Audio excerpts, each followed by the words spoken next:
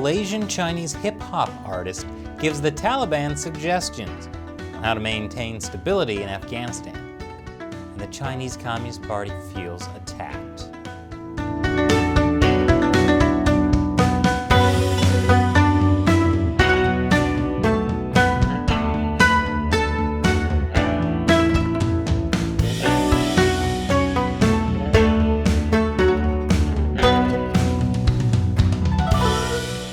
Welcome to China Uncensored. I'm Chris Chappell. Being a celebrity is harder than it looks, especially in China, where you're under constant scrutiny from fans, haters, and the authoritarian state. I did an episode last week about China's cancel culture. It's brutal, even if you're not actually in China. Recently, Taiwanese show host Di Shu lost over $1 million in brand deals for implying that Taiwan is a country. In an Instagram post, she referred to Taiwan's Olympics team as national athletes. That's it. People got mad because national athletes implied that Taiwan is a nation. I guess you should have said athletes from Taiwan province of China. It just rolls off the tongue. What's crazy about this is Di Shu is one of Taiwan's most Beijing-friendly celebrities. If she isn't safe from China's cancel culture, no one is. China makes up one of the largest markets for the entertainment industry, especially in East Asia. So it's understandable why celebrities care so much about their reputation in China. But there's one major hurdle to being successful in the China market: the Chinese Communist Party. They're like a bouncer at a nightclub. You can't get inside without slipping them some money and all of your integrity. Thankfully, there are still a few artists out there who don't want to get into that stupid club, although they don't get a lot of press because the Chinese Communist Party doesn't want people to pay attention to them. Which brings me to rapper Name Wee. Name Wee was born and raised in Malaysia and is of Chinese descent. His music incorporates several different languages and cultures of the Chinese diaspora. A couple weeks ago, Name Wee wrote a post on the Chinese social media platform Weibo that pretty much ruined his chances of ever being big in China. The post was about 8 stability maintenance proposals for the Taliban to fully regain power in Afghanistan. Step 1. Block evil internet media such as Facebook, YouTube, and Google to prevent citizens from communicating with the outside world. Step 2. Establish your own official state-run news website, communication software, and social media platforms. Broadcast the official state-run news to tell the people that foreign media are evil foreign forces with the intent to criticize the people. Don't watch fake news. Step 3. Create a giant statue of the Taliban leader and place it at the gate of the presidential office. Put up propaganda slogans everywhere on the street. Brainwash students in schools and always inform the people how great the Taliban leaders are. It sounds so familiar. It's almost like this is exactly what the Chinese Communist Party does. And if you think the Chinese Communist Party might be a little upset at this comparison, wait till we get to step 6. More after the break. Welcome back. What else can the Taliban learn from the Chinese Communist Party to maintain stability in Afghanistan? Malaysian Chinese hip-hop artist Name Wee has more for us. Step 4. Encourage citizens to jump the censored firewall, but only to go pick fights. As long as there is a single criticism against their government, citizens should write messages calling them offensive anti-Afghan frogs, or NMSL. Frog is a slur that Chinese netizens use to attack people who support Taiwanese independence.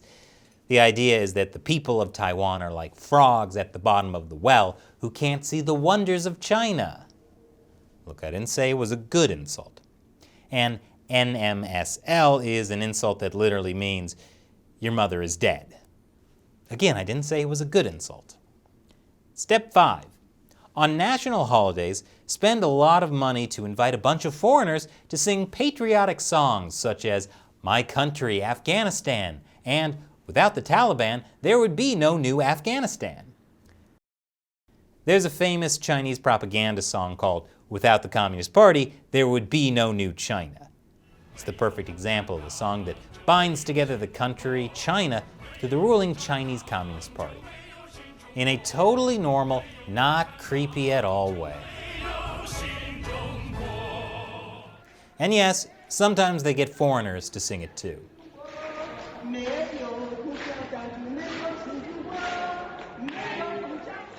Moving on to step 6.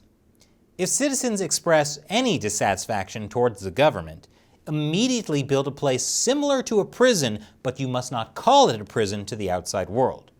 Round up anyone with independent thought for re-education. When foreign media are invited, force the prisoners to act happy. Periodically force prisoners to grow watermelons and export the watermelons for foreign exchange. That's pretty good advice, but we forgot that the Taliban should also force the very happy prisoners to dance for the foreign media. It worked great when the Chinese authorities got Uyghurs to dance for the BBC. No genocide here. Step 7. Shoot a bunch of patriotic flicks, such as The Afghan Warrior and The Afghan Warrior 2, to give the Afghan people a sense of strength and remind them all foreigners are bastards. This is, of course, a reference to China's notorious wolf warrior films, which inspired the term wolf warrior diplomacy. And step 8. Spend money on internet celebrities to make videos titled, "Americans are stunned silly," "Russia can't hold it together," and "I will never regret choosing Afghanistan in this life." Let the people watch this stuff and encourage them to repost them on the internet for bonus propaganda. There are still more ways, but I can't write them all in one post. I welcome everyone to comment and provide other suggestions. I will collect them and translate them into a language that Afghans can understand and send them to the Taliban for consideration. As long as the Taliban follows these methods, they can surpass Britain and catch up to America in 3 years' time. Surpassing Britain and catching up to America is actually a term coined by Mao Zedong in the late 1950s. Mao expected China to surpass Britain in steel production and catch up with the US.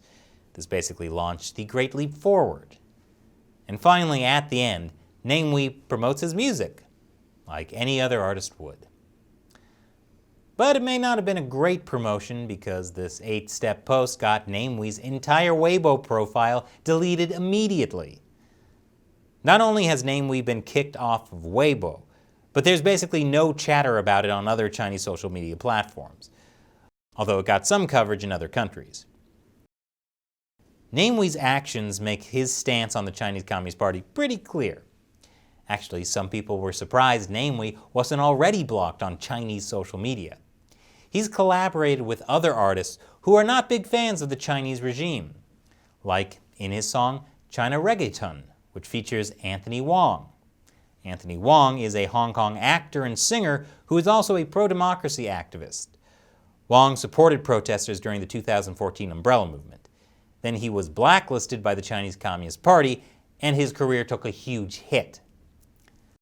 Namewee has also made promotional videos with Taiwan's Tourism Bureau, and I don't think he called it Taiwan Province of China. Artists like Namewee show it's possible to have a career even without the Chinese Communist Party's approval. It's refreshing to see an artist who doesn't self-censor for the Chinese Communist Party. Let's just hope he never has to go to China. And now it's time for me to answer a question from you, a fan who supports China Uncensored on the crowdfunding websites Patreon and Locals. Smiling Man on Patreon asks, "I have a question because it confuses me that you call the CCP communists. Even if they call themselves communists, wouldn't you agree that China now is somewhat between an aristocracy and an oligarchy?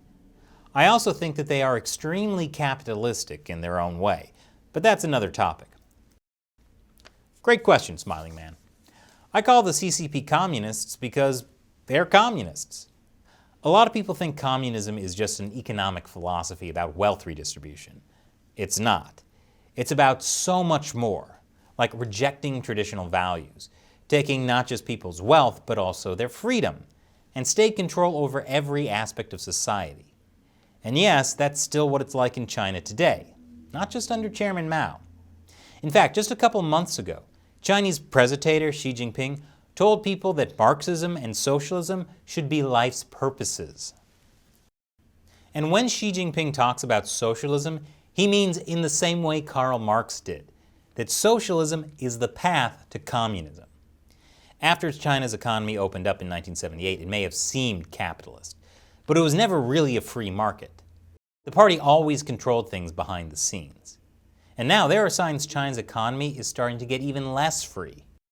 For example, there's a new wealth redistribution policy euphemistically called common prosperity, where the most successful people and companies have to give up a substantial portion of what they've earned to the state. There are also signs that the party is taking over more and more private industry, including private schools. So you can say China is an oligarchy in the sense that it's run by a small, powerful group of people, including Xi Jinping. But it's a communist oligarchy. The CCP is definitely still communist. Thanks for your question, Smiling Man. And thank you for watching. Please support us on patreon.com/China Uncensored or on ChinaUncensored.locals.com, and you'll have the chance for me to answer one of your questions on the show. I'm Chris Chappell. Thank you for watching China Uncensored.